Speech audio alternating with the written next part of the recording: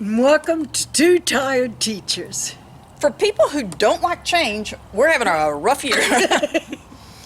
Started with changing RVs in January.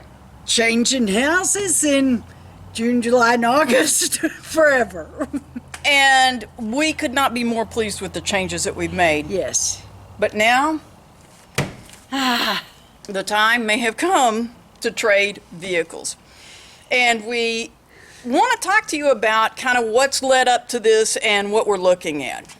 So, last September, in that ballpark, I started using the Kelley Blue Book online to kind of do some projections, that's the word I was going for.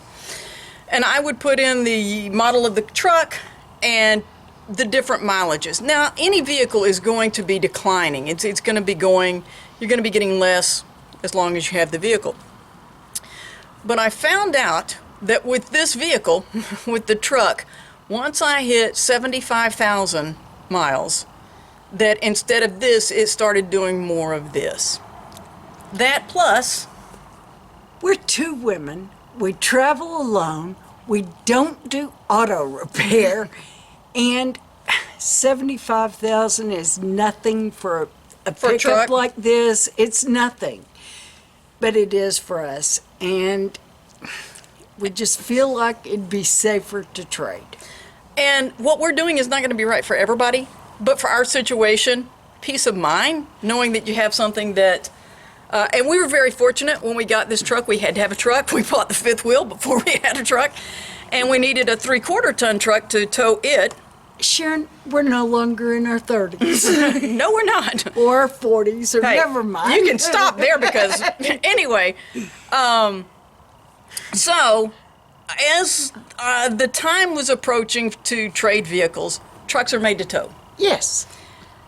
But we're not that young.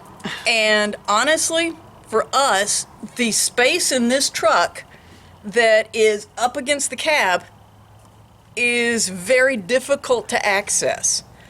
Mylena can't. There's just no way.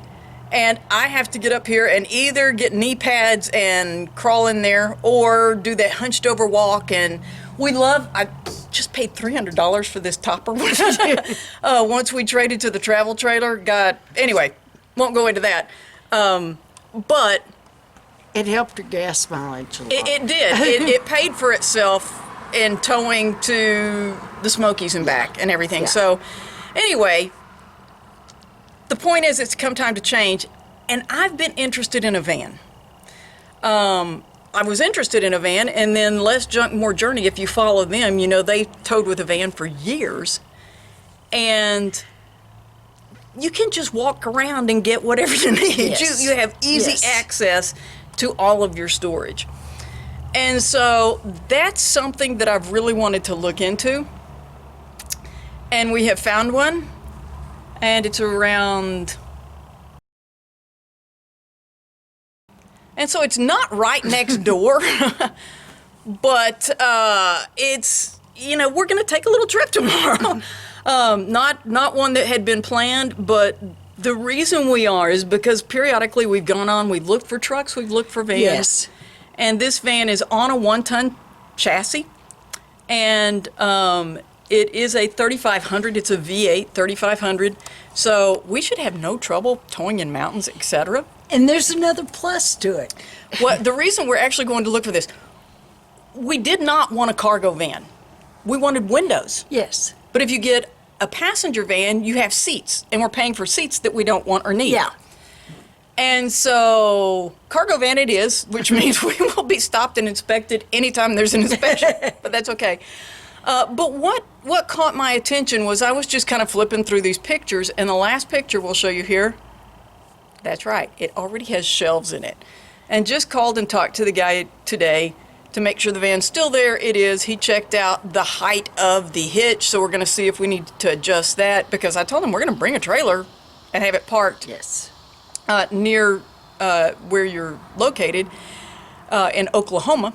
And so it's not like it's It's not across the country. No, but this van has been. And that's another thing. Marlena, tell them about running Carfax on this van. It has 7,000 miles on it, so it's basically new. It has had only one owner. It was bought by it was issued to a Nissan dealer. And the Nissan dealer maybe sold it. Whatever To they an do, they individual. trade or whatever. Oh, I thought it was traded throughout the country Well, it several may times. have been. It went to Wisconsin. It's been around. It's been around. It was sold to an individual and then repossessed. 3 months later. So It's new. it's just over 7,000 miles on the van. It's not new. It's a new. 2017, so year model wise, we're closing in on a 3-year-old truck, a van. And so we're hoping that's going to be in our favor.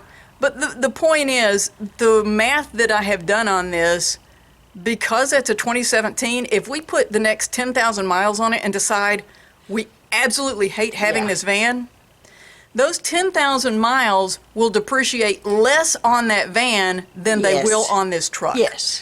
Because that van is still so far under what the mileage it's supposed to have. And so that's kind of the math and what we're looking at, that we really don't think we're going to end up losing money by trading now and trading later if we find out this isn't right. But we wanted to take you along Right, for the so- journey. So you're going to see, there are some times we just choose a site, and that's what we're kind of doing here. But I ask him, and the shelves that are in there are pretty narrow. They're only about a foot wide, but with some bungee cords and bungee netting, etc., cargo netting. We're going to see what we think. We're going to see if Sure. we think this is going to be a good fit for us. And like I said, if all goes as planned, you're going to see us trade vehicles. And now you kind of know the backstory and why, but we're dressed to work because we got to get some junk out of this truck. We're going to carry a lot of it with us simply because no need to unload it here and load it again Yes. there. We're going to carry a bunch of it so that we can load up the van and kind of Sure. see how it is with the back end loaded with the stuff we're going to be carrying. Sure. And so, but some of the extra dog hair that's just floating in the back seat, we need to get it out and, stuff like that. So anyway, stay tuned and we'll show you what we're looking at. One other thing we wanted to mention here is I have kind of a small problem. And this is one of those situations where you just don't get everything. And so we did not realize how short these garages were until we had signed the papers. I had the back end of this truck just completely loaded with stuff to move in. And I started backing up and realized, man, I am inches. Literally sitting in the cab of the truck, I can reach up and touch. And you can see, I'm just 5'5", and I can stand flat-footed and touch this.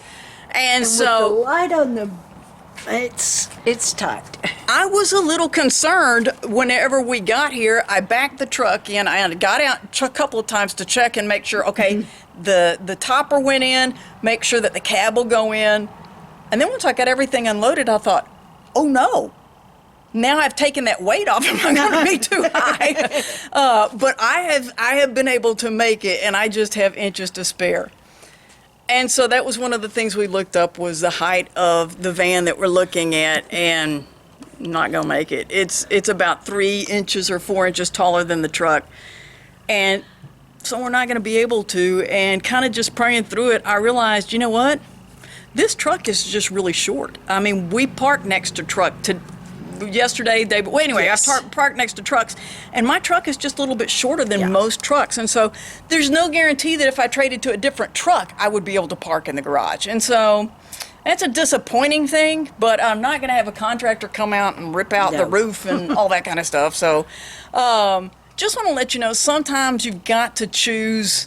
You don't get it all, but this van looks like something that we're really interested in, and like I said, we don't want to pass up on this when it looks like it may be a really good deal Yes. for what might be that might not happen at all. And so, just let you know that sometimes we do have those choices of which is more important. Well, getting a reliable tow vehicle Yes. and, like I said, not not putting off and waiting to see if we can find a truck that will fit the garage and tow the truck. You know, there's a lot of things we're looking at. So anyway, just wanted to throw that out there. Okay, we've had several people over the years ask why I don't tilt these mirrors are made to tilt out when we're towing, and we've had a lot of people ask why I don't do that. Well, the reason is, before we moved, the house I lived at, I had to park over against the side of the garage, and it was a tight squeeze, and as you can see, the trim was green. And a couple of times when I first got the truck, as I was backing out, I scraped a little bit and it popped this back part of the mirror off. And it broke it in one place, and I got it glued back. And bottom line is, the part that holds it on, that snaps it on, got broken off. So my solution was to get some black cable ties, and you can see I got it strapped on here and then right here. And so the reason why these don't tilt out is because I can't. This one I can't. The other side I could, but honestly, the trailers I've been able to see back behind just fine, using especially using this concave this mirror. And so I've gotten used to them like they are. But just to answer that question of why don't you tilt those mirrors out to tow with, now you know it's because this piece was so expensive I opted not to replace it, because especially after I popped it off the second time. First time it snapped back on and I did okay. Second time, and I decided, no, if I'm going to be popping this thing off, I'd rather pop off a broken one than a new one. So anyway, hopefully that clarifies. Hi, we're on our way to see a van. And this is one of those times where having the RV has really come in handy. We were able to get a good night's sleep last night. We didn't have to board the pets. But we're just past the stage of driving 400 miles up and back in the same day. Just not going to happen. And so having the RV, we were able to drive up. We're about an hour out of Enid right now. Well, right now we're a little bit closer. But we were able to get a good night's sleep, and now we'll be able to think a little more clearly, see things that may work or may not, ask a lot more questions, and sound a little bit more literate when we're talking to those people. We hope. We hope. But anyway, I do have my seatbelt on. I'm sorry. So anyway, we are excited, and we're going to let you see it in just a minute. Well, for you it'll be just a minute. For us, it's going to be about an hour.